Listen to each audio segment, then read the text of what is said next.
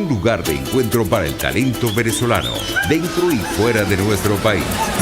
Continuamos por todos los medios con Mingo. Otro nivel.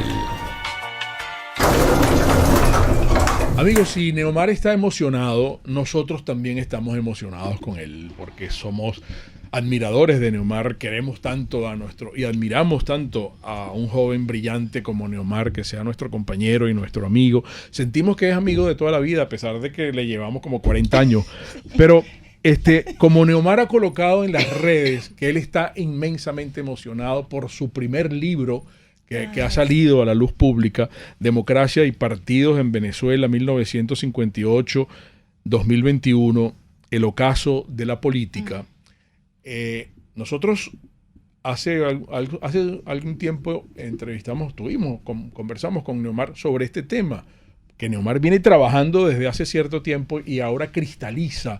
Entonces yo quisiera comprometerlo para que ustedes vean cómo se trasluce esa emoción de una persona como Neomar, que tiene su primer libro ya editado en Amazon. En Estados Unidos ya se consigue en papel, con carátula. Aquí lo vamos a tener pronto. Sí. Y no voy a hablar más, sí, porque quisiera que Neomar se comprometiera con nosotros a echarnos el cuento. Porque voy a agregar algo más. A mí me preocupa que aquí en Venezuela leamos muy poco. Se los quiero decir con toda la responsabilidad del caso, y le dejo esto incluso a Neomar para sus propias reflexiones. Usted ve un país como Argentina, usted ve un país como Colombia, usted ve un país como México, como Ecuador y como Bolivia, que nos llevan una morena desde el punto de vista de bibliotecas, desde el punto de vista de libros, desde el punto de vista de textos, desde el punto de vista de la lectura y de la cultura y del arte. Entonces, caramba, aún mucho más responsabilidad es la tuya de haber sacado este libro que resume parte o buena parte de tu trabajo con respecto a lo que te apasiona tanto, la política. Así es. Bienvenido. Así es. Gracias, Mingo. Y gracias por las palabras de ustedes, sobre todo en torno a nuestra amistad, que es lo principal. Sí, sí. Y que yo sé que a ustedes les emociona como me emociona a mí. Mucho, esto. Sí. Y ustedes son en parte testigos también del tras bastidores, ¿no? Porque yo les comenté esto a ustedes hace unos meses. Les dije que estaba por sacar el libro, que estaba terminándolo, que me había dedicado parte de este año a terminarlo. Y bueno, ya está, ahí está el libro, en efecto es el primero. Yo quiero seguir escribiendo porque esto ya es como creo que se convierte después en una adicción y bueno, tú has dicho que es el resumen también en parte de mi pasión o mi área de estudio. En efecto, yo después de que me gradué de periodista, me dediqué a estudiar política fundamentalmente, no me dediqué a estudiar otra cosa. Y fundamentalmente en el estudio de la política a estudiar a Venezuela y a por qué la política es así en Venezuela. Esa era mi gran pregunta. Esta pregunta puede venir matizada por estudiar la historia de Venezuela, puede estudiar la economía de Venezuela, que tiene que ver con su industria petrolera, todo esto tiene que ver con estudiar los partidos en Venezuela, que fue quizá en lo que me terminé enfocando. El ámbito social. Y el ámbito social de por qué nuestra sociedad arrastra tales prácticas o cuáles prácticas culturales. Claro. Esas eran quizás mis grandes preguntas desde el punto de vista profesional. Y en efecto, este libro viene a resumir buena parte de esto, porque de hecho el origen de este libro fue el trabajo que yo presenté hace ya... Tu tesis, pues. Fue mi tesis de maestría, o trabajo final, como le dicen, porque realmente no es una tesis, hace ya 6 años, Mingo y Erika, de la Simón Bolívar. Eso durmió, el sueño de los justos, eso se quedó allí, y siempre desde mi tutor hasta, bueno, Daniel Lara, hasta mis amigos me decían, tú tienes que terminar eso, tú tienes que terminarlo para llevarlo a un libro, porque eso merece ser divulgado. ¿Quién fue el tutor? Mi tutor fue Miguel Ángel Martínez Meucci, que es un politólogo extraordinario. Yo digo que Miguel Ángel me lleva a mí unos 10 años, un poquito más. El mejor politólogo de su generación, no tengo miedo en decirlo, es un tipo absolutamente brillante, hoy fuera de nuestro país. Lo entrevistamos hace poco. Yo sé que ustedes lo entrevistaron, me gustó mucho que lo hayan entrevistado, y bueno, Miguel Ángel fue el primero que me dijo, en aquella oportunidad me dijo, tú tienes que llevar esto a un libro, Y se ha convertido además en una de las personas que él vino a Venezuela hace poco y hablábamos con un grupo de amigos y le decía, ustedes no van a conseguir el estudio que hizo Omar sobre los partidos en Venezuela en ninguna parte en un libro contemporáneo porque no lo hacen, aquí no se dicen esas cosas. Porque es un libro que te habla de lo feo también, de lo que ha terminado trastocando nuestra política y nuestros partidos políticos y por qué son así, por qué se han venido a menos también. Yo trato de buscar el sentido a eso que dice mucha gente sobre esos partidos no se representan sino a sí mismos. Esos partidos yo no me veo identificado en un partido. Esos partidos se disminuyeron históricamente respecto de lo que eran desde su fundación. O sea, yo traté de buscar esas preguntas y como te digo, con base en ese trabajo que yo hice hace ya 6 años, yo dije, yo tengo que actualizar todo eso, tuve que hacer un trabajo de actualización, claro, de reescritura, porque no es lo mismo tener un libro de una tesis o de un trabajo para la academia que tener un libro que pretendes divulgar públicamente o que más o menos todo el mundo pueda leer en un país donde además ocurre lo que tú acabas de decir que es fundamental, Mingo, y eso fue lo que me trabó mucho también. Yo tengo que decir que aquí tratar de publicar un libro es muy complicado. Wow. Desde el punto de vista de los costos, desde el punto de vista de las roscas que hay en las editoriales, donde, bueno, parece que parece que eso es un tema mundial, donde parece que en las editoriales tú tienes que tener un número de seguidores en redes sociales para que te acompañen, pero a mí ni eso me sirvió, porque yo tengo algunos seguidores en redes sociales y eso no sirvió. Y bueno, al final me dijeron, mira, se presentó esta gente, mi editorial de Evo Ediciones, que trabajan con el mundo digital y me dijeron, la posibilidad del día de hoy, sobre todo para la gente que está en Venezuela, es publicar a través de portales como Amazon. Y bueno, y que la gente tenga la disponibilidad tanto del libro electrónico con el que ellos se enfocan mucho, como del libro convencional. Te estoy hablando, Mingo, de que publicar en Venezuela el día de hoy un ejemplar físico de cualquier libro promedio, para tú producirlo te vale por ejemplar $25 a $30 producirlo. ¿En cuánto lo puedes vender? Cada uno. Entonces, si tú vas a hacer un tiraje de 100 libros, $40. Estamos hablando de que eso es insostenible. Claro. ¿En qué monto lo vendes? ¿En qué monto lo vendes en un país que tiene los rasgos que tú acabas de decir? Porque en efecto hay un problema con la lectoría en Venezuela, que es muy baja, que tiene que ver con la destrucción que además el chavismo ha hecho sobre ya unas falencias que teníamos nosotros como república en torno a lo que era nuestro acercamiento a la cultura, pero que el chavismo lo ha potenciado. Pues no basta sino ver la educación básica, no basta sino ver la educación diversificada y la educación superior de nuestro país, donde el chavismo se ha enfocado en que nuestros niños y jóvenes piensen menos, ¿no? Y yo creo que eso es lo que hay que corregir, pero no estamos aquí para hablar de la educación, estamos hablando para hablar del libro. Más o menos todas estas dificultades son las que tuve que sortear, Mingo, pero estoy muy emocionado porque ya incluso lo paradójico es que este libro está naciendo desde afuera hacia adentro, porque la mayoría de la gente que ya lo tiene está fuera de Venezuela. En Venezuela no se consigue todavía. Estoy trayendo ejemplares para yo mismo prácticamente distribuirlos acá y bueno, cuando estén acá ustedes tendrán la primicia también. Oye, de que tenemos el libro en físico. Es que tenemos hasta patrocinantes del programa. Que se han comunicado con nosotros. Mira, yo quiero tener el libro de cómo hago. Sí. Qué bonito. Pero fíjate una cosa. Por aquí te dicen, esos partidos que están en el libro ya no existen, Neomar. Entonces va a ser un libro. Bueno, esa es una de las ideas que está ahí en el libro, ¿no? ¿Existen, no existen? ¿Por qué no existen? Porque yo siempre es ¿por qué? Como los niños, ¿por qué? Ajá. ¿Por qué? ¿Y por qué? Bueno, esa es más o menos la idea del libro. ¿Y por qué? Bueno, eso es un aporte. Ser periodista también. Exacto. Eso es muy correcto. Eso es periodismo. Exactamente. Eso es periodismo y exigir, además, la respuesta a esa pregunta. Así es. Sí. Pero poco se hace. No se pide la pregunta, no se pide la respuesta a esa pregunta, porque no sé, estamos acostumbrados por ejemplo, a ver a que Ramos Alub durante 20 años nos diga, nos deje de decir, y no hay confrontación respecto de lo que él ha dicho antes, no hay, o sea, no hay confrontación respecto de lo que es el historial de cosas que se nos han dicho. Entonces yo digo que hay que empezar a buscar esas respuestas, ¿no?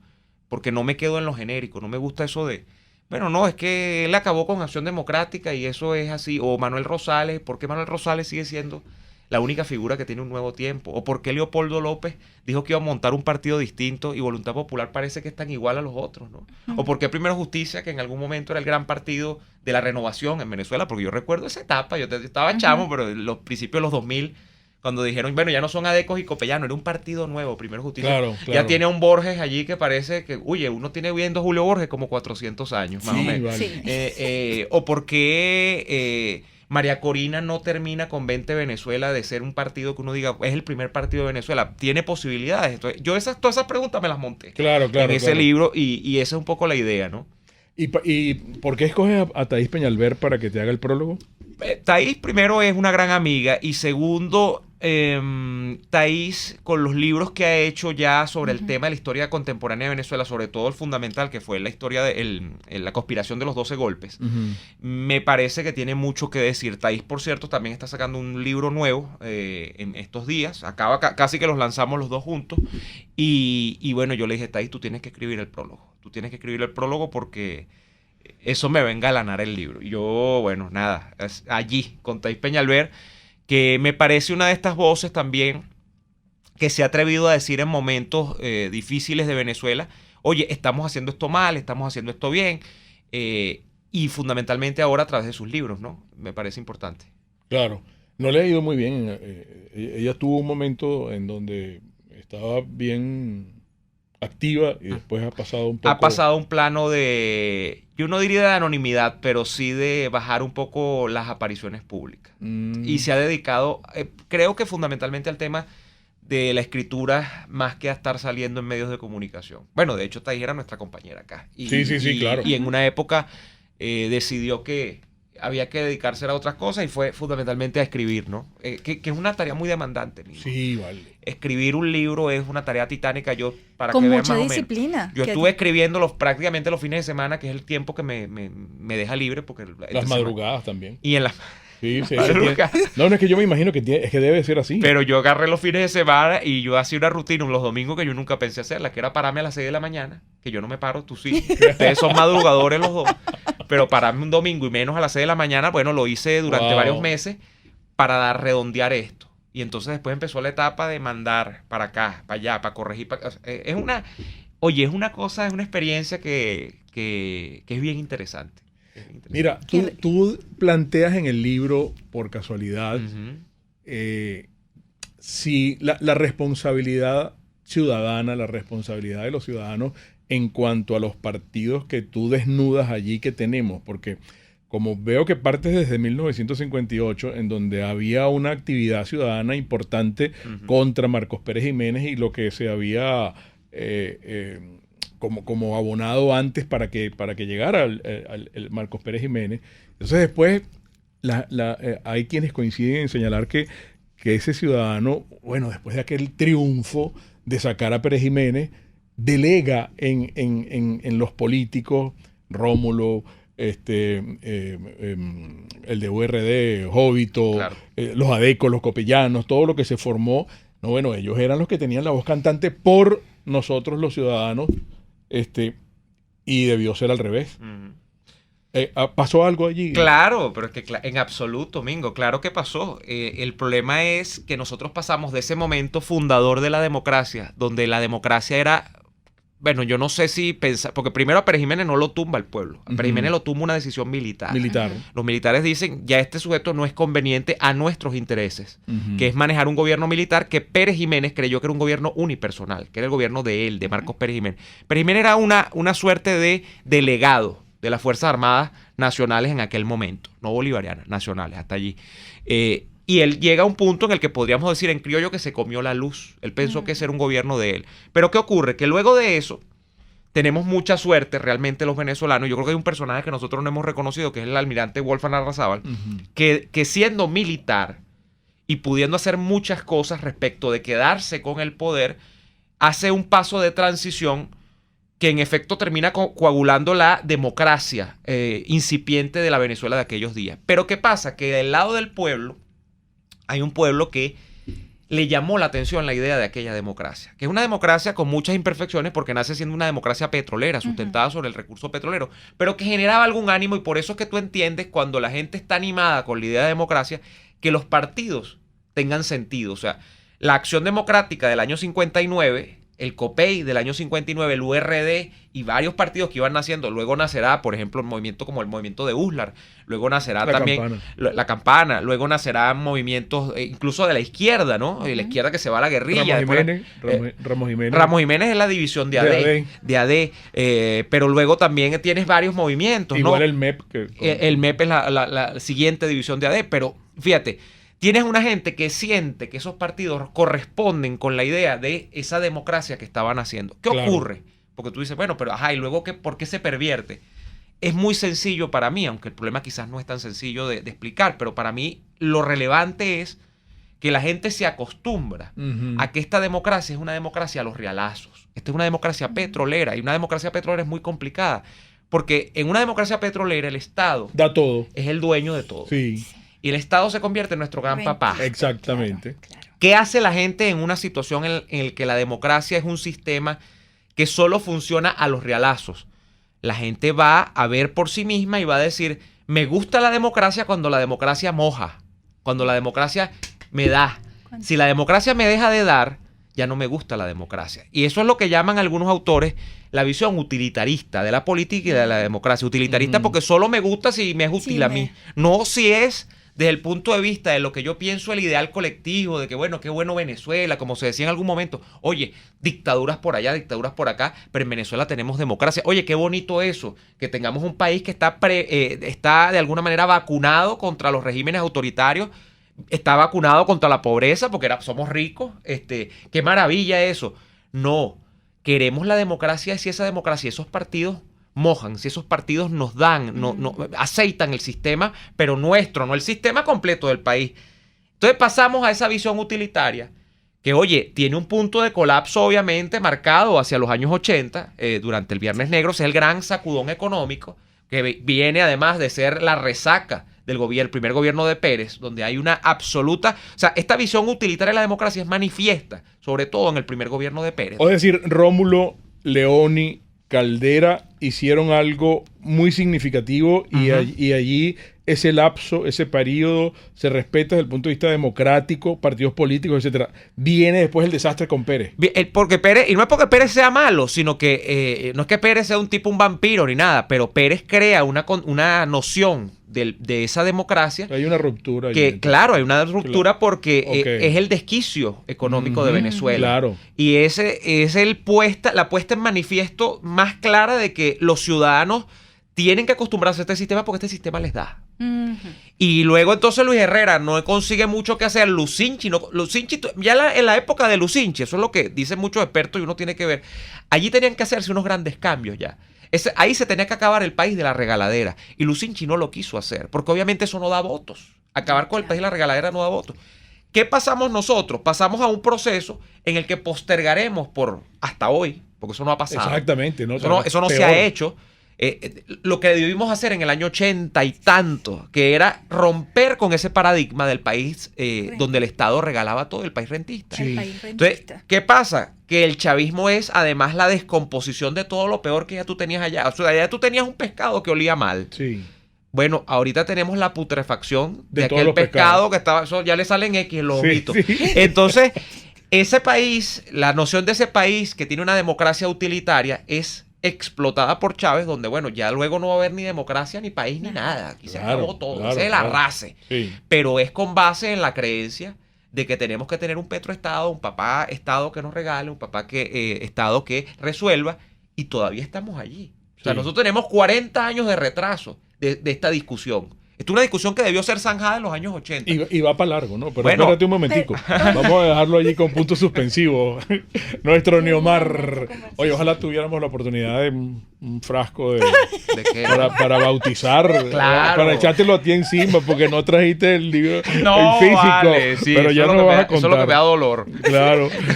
Para bautizarlo. Bueno, el libro de Neomar. Estamos hoy con él y con su libro y conversando y desmenuzándolo lo más que podamos en el tiempo que nos permite el programa. Vamos a identificar, en breve regresamos. Un espacio para formar la nueva opinión pública venezolana por todos los medios con Mingo. Mis quesos venezolanos, el queso telita, el queso guayanés de Upata, con una arepa, eso es lo máximo, ¿verdad? Un poquito de mantequilla también, que la tiene en Comercializadora Prada, el queso merideño o el palmito o el palmizulia. En esto de la mantequilla que les hablo, cada vez más restaurantes están comprándoles la mantequilla por kilos a Wilfredo y a Lucrecia, y además todos los embutidos. Ellos tienen su propio delivery, que es 0424-120-3562, de Comercializadora Prada, todo en quesos y embutidos con la mejor relación precio-sabor. La estación de servicio Terrazas del Club Hípico está empeñada en que nosotros debemos ser conductores responsables. Usted se imagina, se lo he preguntado en otras oportunidades, que por comerse una luz, usted atropelle a un niñito, usted choque y el conductor del carro se muera. Imagínese el cargo de conciencia, simple y llanamente porque usted se comió la luz. Vamos a respetar las señales de tránsito. Al usted sentarse en el carro y prenderlo, lo primero es abrocharse el cinturón. Los límites de velocidad, estación de servicio. Que por cierto, Luz Marina, que es una maravilla, una de las cajeras que tenemos allí en la tienda de conveniencia, preguntan por ella, por la publicidad que nosotros le hacemos aquí, porque ella hace unas donuts y nos ha obsequiado un quesillo. El quesillo. Gracias, Luz Marina, que está en la estación de servicio Terrazas del Club Hípico. Conductores responsables. Bueno, pero vean ustedes, yo no sé si podemos hacer un acercamiento Esto yo se los he hablado en distintas oportunidades. Si usted va a tener una reunión, encargue todo en miniatura. Por ejemplo, la parte de los dulces, de los postres, estoy hablando de la pastelería del Corso. Mire, aquí tiene parchita, limón, 3 leches, panacota con limón, café y chocolate, mini 1000 hojas, la ópera, café con avellana, con vainilla. Oye, qué rico, Ale. Y entonces la gente le dice, oye, qué cosa tan original, qué belleza, y las trufas, aquí está la trufa. Aquí los tiene, amigos. Estamos hablando de la pastelería del Corso. Si usted va a encargar y hay algún cumpleaños esta semana, esa torta tiene que ser de la pastelería del Corso. Y le encarga aquí 945-8497. Uy, qué rico. Del Corso es la pastelería italiana por tradición y excelencia. RCR 750 AM. Porque lo bueno une. Un periodista espontáneo, frontal, observador, inconforme, con mucho que decir y escuchar. Regresamos por todos los medios conmigo. Mira, ¿qué habrá sido lo más difícil? Porque hay un momento en que un escritor se tranca a veces y yo, la musa. ¿Por dónde saco yo esto? Qué difícil. Me metí en camisa de 11 varas aquí con esta etapa del libro. Vamos a ver, yo quisiera que Neomar nos contara un poco eso y satisfacer las inquietudes de los amigos de Neomar que están aquí alborotados. Los amigos de Neomar que lo felicitan y le aplauden este libro tan esperado, Neomar. Pero fíjate que tenemos uno de nuestros amigos quiere saber, y que yo sé que esto no está contemplado en tu libro, quiere saber tu opinión sobre la memoria y cuenta de Juan Guaidó este viernes, pero eso no es tema del libro, por supuesto. Quiere saber qué te pareció lo que dijo Juan Guaidó en cuanto a su... Te puedo responder rapidito, no lo vi. Bueno, listo. No lo vi y creo que es porque ya no me genera interés. No, pero es interesante porque hay un partido político que se llama el Interinato. ¿Un partido? Sí. El de Guaidó. Ese es para el otro libro. Para estudiarlo. Es un caso de estudio. No lo vi realmente, no sé. Mira, ¿qué fue lo más difícil? Lo más difícil empezando fue eso, los domingos a las 6 de la mañana. Y lo convertí en una rutina que después dije, oye, esto está bueno. Esto está como que para tomar para un segundo libro, claro, un tercero. No sé, para escribir mis memorias de una vez, no sé. Coño, no sé.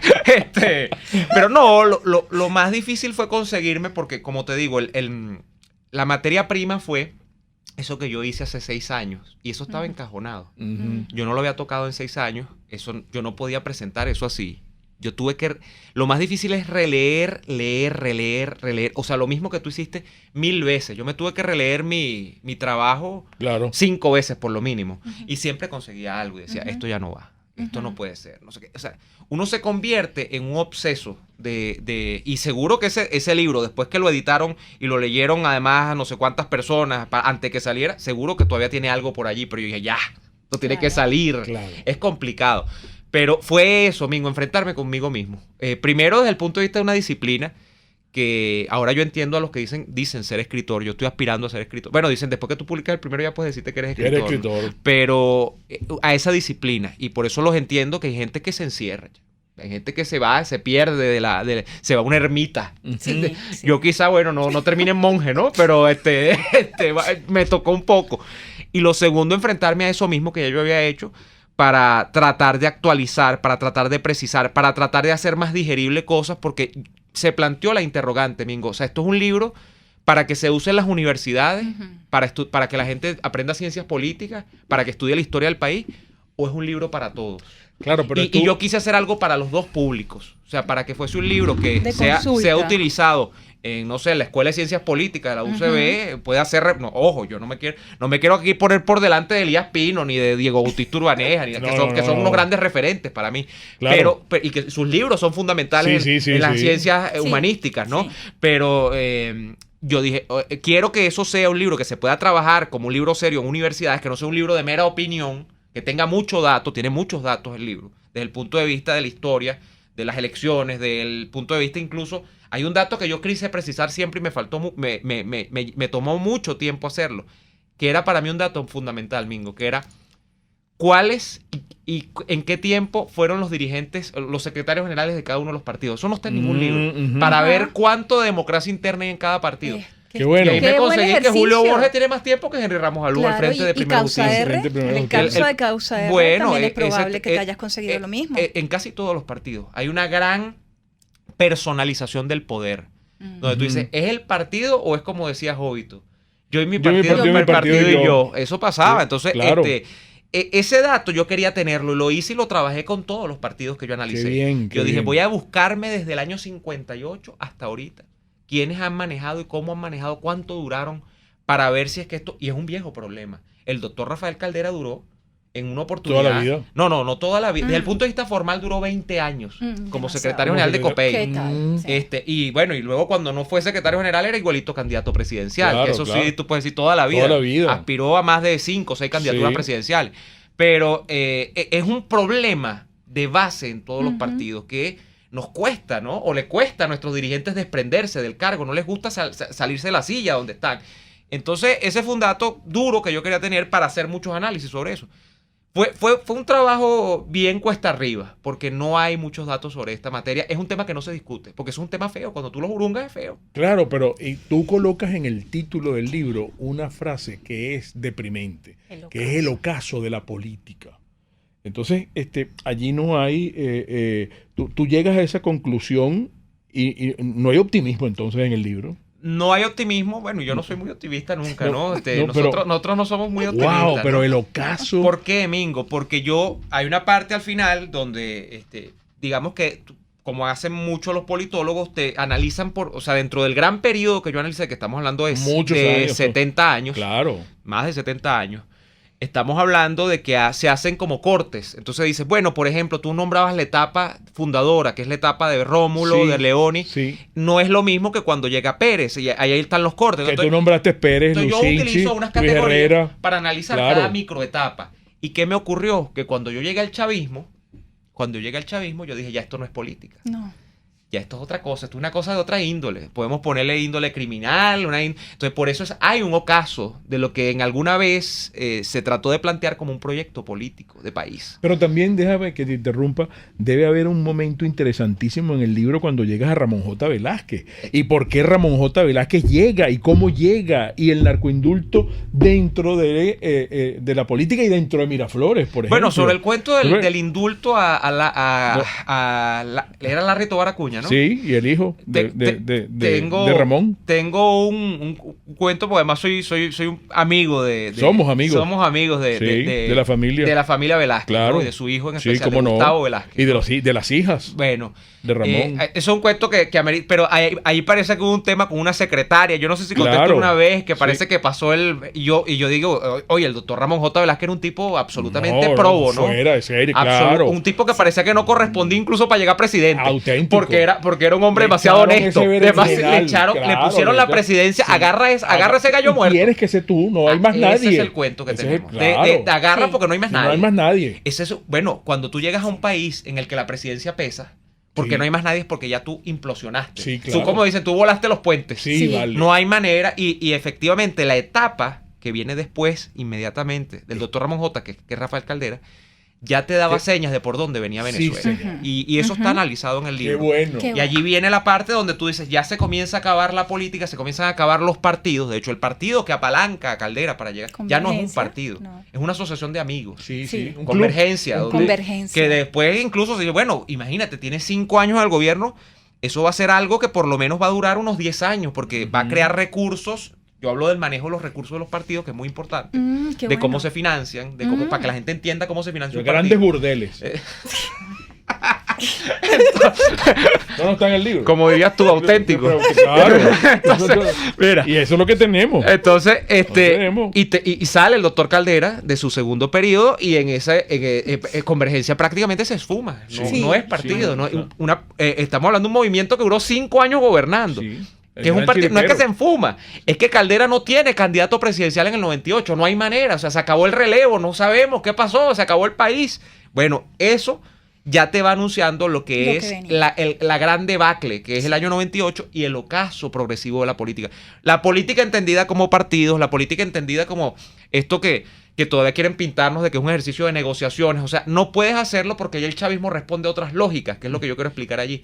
El chavismo responde a una lógica, bueno, que podemos generalizar como esa lógica criminal y tal, pero que yo me meto más en el fondo y digo, no, es que mira, no hay manera de analogar, y por eso yo digo mucho, nuestra oposición a veces parece que cree que le está haciendo oposición a Lucinchi, que bueno, era un mal gobierno quizá, o que tienes algunos problemas con un gobierno de Caldera, pero Caldera era un demócrata dentro de todo, o sea, Caldera era un tipo que a los 5 años entregué el gobierno, tú sabes que no se iba a quedar, él iba a tratar de volver a ser candidato otra vez y tal, pero él iba a entregar reelección. Y no había reelección inmediata, y o sea, o Carlos Andrés Pérez, bueno, que tuvo muchos detractores también, pero tú sabías que el hombre, bueno, y entregó, incluso sin terminar el periodo. Se terminó, sometió a juicio, dijo, bueno, ok, pero esto no, y fue preso, fue condenado, pero esto no, esto es otra cosa. Entonces, por eso es el ocaso de la política, Bingo. Me fui por esos vericuetos para decirte que ese es el ocaso de la política. Mira, yo no sé si tenemos que despedir ya, lamentablemente. No, pero es que esto no tiene que continuar. Julio dice no, que imagínate. Pero no, una reflexión final con relación al libro. Me hablas de como un mes más o menos. Creo que vamos a tener un mes. Para nuestra gente que necesita 1 a 2 meses, pretendo hacer un pequeño bautizo acá en Caracas. Y bueno, a partir de allí vamos a tener la distribución de ejemplares en físico acá en Caracas. Ajá. Y me imagino que al interior del país con estos servicios de mensajería, pues. Vamos a ver si podemos, porque hay gente que me dice, estoy en el Táchira, ¿cómo voy a poder comprar su libro? Claro. En el Táchira, ¿cómo voy a poder comprar su libro? Y bueno, será a partir de los servicios de mensajería, ¿no? De acá pero igual ya en Amazon está, ya se han vendido algunos ejemplares. Ya. Oye, no, en digital y en físico, porque lo maravilloso de Amazon es que si tú estás en cualquier país normal, no Venezuela, podemos hablar de Colombia. Exacto. Tú te puedes meter en Amazon, tú pides llega. que tú quieres el libro y te llega a la puerta de tu casa, y ya la gente lo puede comprar impreso, o sea, ahí lo pueden tener impreso, que yo recomiendo impreso porque es un libro que tiene muchas tablas, tiene datos, y es lo ideal. El formato, esta gente de O Ediciones, que es mi editorial, que se especializa en libros electrónicos, trató de adaptarlo, y de hecho está adaptado a este formato, para que tú lo puedas leer en un teléfono, pero oye, yo creo que lo ideal para rayar y tal es que lo puedan tener en físico. Claro. Que es más costoso, obviamente, porque la impresión no es gratis, pero es un formato que creo que es más amigable para este tipo de libros, el formato impreso. Qué orgullosa. Yo estoy honrado de que las primeras personas con las que haya podido hablar de mi libro sea con ustedes, que son grandes amigos y muy queridos, como ustedes lo saben. Claro que sí. Oye, felicitaciones. Y nosotros todos. orgullosísimos. Orgullosísimos. Orgullosísimos Y de vamos a tu bautizarlo así sea inteligencia. con manzanilla. ¿eh? Claro, ¿no? Con toronjil. Con toronjil o camomila. Sí. Un poncigué también no está mal, ¿no? También funciona. Claro, sí.